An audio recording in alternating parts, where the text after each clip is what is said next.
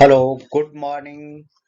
राजस्थान विश्वविद्यालय का syllabus time table आ गया है और टाइम टेबल जो है आपकी डेट निर्धारित हो चुकी है। अतः आप अब एग्जाम के लिए पूर्ण रूप से तैयार रहें। आपका एग्जाम प्रारंभ होने वाला है। एग्जाम को ध्यान में रखते हुए कुछ महत्वपूर्ण प्रश्नों का यहाँ निर्माण किया गया है।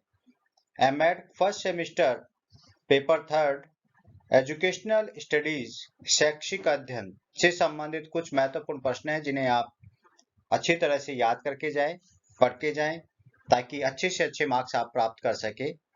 आपको ये प्रश्न पत्र 1.5 घंटे में पूर्ण करना है।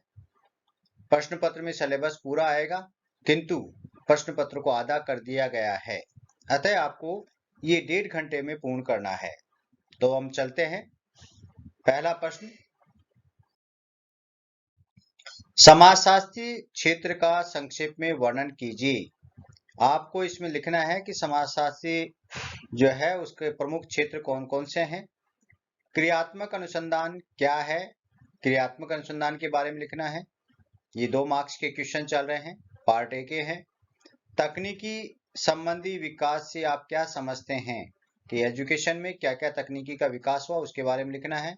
विविधता क्या है, डाइवर्सिटीज क्या है, इसके बारे में लिखना है। तो जैसे क्षेत्रीय विविधता है, धार्मिक विविधता है, सामाजिक विविधता है, भाषाई विविधता है, इन सब के बारे में आपको बताना है। मानवाधिकारों से क्या अभिप्राय है। मानवाधिकारों का मतलब होता है कि जो हमारे जन्मजात अधिकार है वो मानवाधिकार कहलाते हैं। तुलनात्मक शिक्षा का क्या महत्व है। तुलनात्मक शिक्षा जो प्राइमरी, अपर प्राइमरी, उच्च माध्यमिक और व्यावसायिक शिक्षा जो है, उच्च शिक्षा और व्यावसायिक शिक्षा, ये इनके मध्य जो तुलना की जाती है तुलनात्मक शिक्षा कहलाती है। और दूसरा, विभिन्न देशों के बीच में जो शिक्षा प्रणाली चल रही है उनके बीच में क्या अंतर है, ये तुलनात्मक शिक्षा है। ग्रेडिंग प्रणाली क्या है। ग्रेडिंग प्रणाली जैसे सेमेस्टर प्रणाली है उसके अंतर्गत ग्रेडिंग प्रणाली चल रही है, तो ग्रेडिंग प्रणाली के बारे में लिखना है। निर्धनता क्या है, जो पॉवर्टी है वो क्या है। निर्धनता जहां पर जीवन की मूलभूत आवश्यकताओं को भी व्यक्ति पूरा नहीं कर पा रहा है, इसका मतलब वो निर्धन है, वो निर्धनता है। नेक्स्ट, राष्ट्रीय पाठ्यचर्या शिक्षक शिक्षा 2005 क्या है। राष्ट्रीय पाठ्यचर्या शिक्षक शिक्षा 2005 क्या है, यानी राष्ट्रीय पाठ्यचर्या 2005 क्या है। पर्यावरण शिक्षा क्या है, जेंडर को परिभाषित कीजिए। विद्यालय प्रशासन क्या है। बाल अधिकार क्या है, बालकों के अधिकार क्या है। यूएनओ और अन्य जो संस्थाएं हैं, भारतीय बाल संरक्षण जो कानून है उसके अनुसार बाल अधिकार क्या है, उसके बारे में लिखना है। समाजीकरण की प्रक्रिया क्या है। जन्म से लेकर के मृत्यु पर्यंत तक जो हमारा समाज की परंपराएं, रीति रिवाज, मूल्य, मानदंड इत्यादि को सीखते हैं, यही समाजीकरण की प्रक्रिया है। यानी कि आप ये कह सकते हैं कि सामाजिक नियमों को सीखना ही समाजीकरण है। विशिष्ट शिक्षा क्या है। स्पेशल एजुकेशन क्या है। स्पेशल एजुकेशन का संबंध विशिष्ट बालकों से होता है, जो मानसिक रूप से, शारीरिक रूप से, संवेगात्मक रूप से विशिष्ट बालक होते हैं, उनके लिए विशिष्ट शिक्षा होती है। राष्ट्रीय शिक्षा नीति का क्या अर्थ है। राष्ट्रीय शिक्षा नीति जो पूरे देश के लिए और बदलते हुए परिवेश के अनुसार नई शिक्षा नीति बनाई जाती है, वह राष्ट्रीय शिक्षा नीति कहलाती है। शिक्षक शिक्षा हेतु राष्ट्रीय पाठ्यचर्या की रूपरेखा 2009 क्या है। जो शिक्षक शिक्षा है उसमें 2009 जो बनाई गई राष्ट्रीय पाठ्यचर्या, उसमें क्या प्रावधान है, उसके बारे में लिखना है। विद्यालय शिक्षा में आईसीटी की क्या भूमिका है। विद्यालय शिक्षा में आईसीटी की क्या भूमिका है। स्वास्थ्य शिक्षा का क्या महत्व है। स्वास्थ्य शिक्षा क्या है, उसका क्या महत्व है। कला, साहित्य एवं शिक्षा में क्या संबंध है। कला, साहित्य एवं शिक्षा, ये तीनों ही एक सिक्के के दो पहलू हैं। ये सब एक दूसरे से संबंधित हैं। जैसा समाज होता है वैसी कला होती है, जैसी कला होती है वैसे समाज के अनुसार साहित्य होता है और समाज के अनुसार शिक्षा होती है।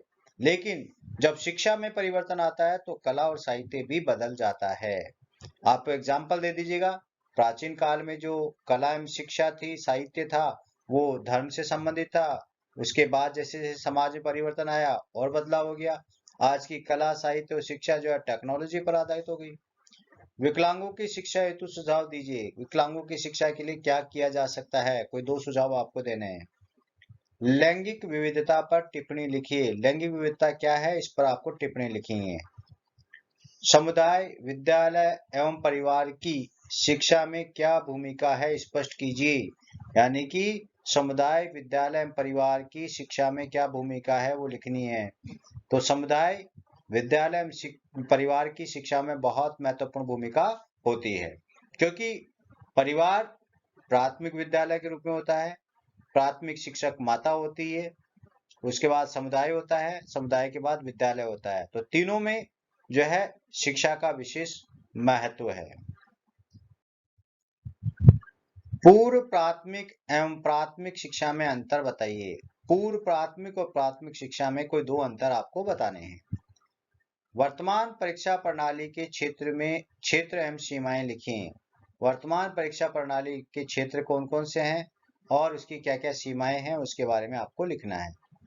जीवन कौशल शिक्षा क्या है? जीवन कौशल शिक्षा क्या है, इसका मीनिंग आपको लिखना है।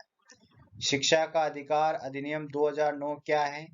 वही शिक्षा का अधिकार अधिनियम 2009 जो कि पारित किया गया था और 1 अप्रैल 2010 से इसे लागू कर दिया गया, जिससे प्रत्येक विद्यालय में 25% विद्यार्थियों को निःशुल्क शिक्षा देने का प्रावधान किया गया है। भाग ब, ये आपके 15 मार्क्स के क्वेश्चन होंगे। विशेष शिक्षा का अर्थ, उद्देश्य एवं प्रक्रिया के बारे में वर्णन कीजिए। तो इस प्रश्न पत्र के भाग ब को करने के लिए आपको सबसे पहले भूमिका या प्रस्तावना, फिर मीनिंग, फिर परिभाषा और उसके बाद आपको जो पूछा गया है, जैसे उद्देश्य एवं प्रक्रिया पूछी गई है, उसका वर्णन करना है। भारत में यूएसए के प्राथमिक, माध्यमिक और उच्च माध्यमिक शिक्षा तथा शिक्षक शिक्षा में विभिन्नताएं क्या है?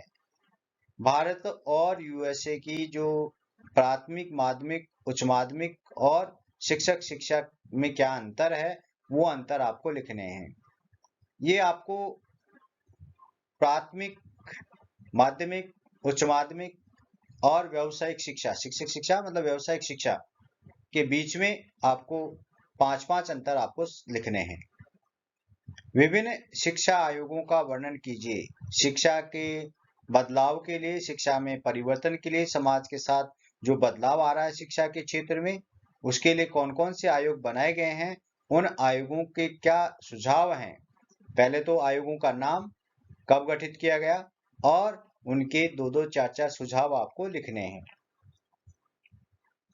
नेक्स्ट है पाठ्यक्रम निर्माण के विभिन्न सिद्धांतों की विवेचना कीजिए कि पाठ्यक्रम निर्माण में किन किन सिद्धांतों को ध्यान में रखा जाता है, किन किन बातों को विशेष रूप से पाठ्यक्रम निर्माण के लिए, जैसे क्षेत्र है, भाषा है, धर्म है, सामाजिकता है, ये बहुत सारे ऐसे सिद्धांत हैं जिनका ध्यान रखा जाता है। स्त्री शिक्षा हेतु सुझाव दीजिए। स्त्री शिक्षा हेतु क्या क्या और किया जा सकता है, स्त्री शिक्षा क्या है, उसका मीनिंग लिखना है, भूमिका लिखनी है, मीनिंग लिखना है, परिभाषा लिखनी है और स्त्री शिक्षा का इंट्रोडक्शन देना है और उसके बाद स्त्री शिक्षा को बढ़ाने के लिए क्या क्या सुझाव आप अपनी तरफ से दे सकते हैं। अनुसूचित जाति एवं जनजाति की शिक्षा हेतु सुझाव दीजिए। सबसे पहले अनुसूचित जाति और जनजाति का भूमिका लिखनी है, परिभाषा लिखनी है, अर्थ लिखना है। उसके बाद इनके शिक्षा के हेतु और शिक्षा की वृद्धि हेतु क्या क्या सुझाव आप दे सकते हैं। चाहे तो बीच में कहीं पर भी ये भी डाल सकते हैं कि सरकार द्वारा, संविधान द्वारा इनके लिए क्या क्या प्रावधान किए गए हैं। परीक्षा सुधार क्या है, इसके उद्देश्य बताइए। परीक्षा सुधारों के लिए सुझाव भी प्रस्तुत कीजिए। जो परीक्षा प्रणाली है उसके सुधार के लिए आपको कुछ अपने सुझाव प्रस्तुत करने हैं। राष्ट्रीय पाठ्यचर्या की रूपरेखा पर निबंध लिखिए। राष्ट्रीय पाठ्यचर्या की रूपरेखा पर निबंध लिखिए।